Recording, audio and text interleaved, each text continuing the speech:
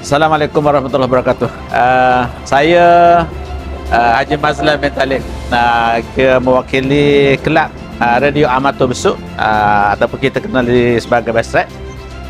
Pertama-tamanya mengucapkan juhutan terima kasihlah kepada Muslim Malaysia di atas kesudian untuk membekalkan kotak infak ini, dan insyaAllah kami bagi pihak radio sebagai perantara untuk menyampaikan kepada golongan asnaf, terutama di bulan Ramadan ini, dan mudah-mudahan dengan bantuan ini dapatlah meringankan sedikit orang kata beban hidup golongan asnaf ini. Jadi insyaAllah pada tahun ini kita kata dapatlah 20 kotak daripada kotak infak makanan daripada Muslim, dan insyaAllah kita akan laksanakan amanah ini dengan sebaik mungkin.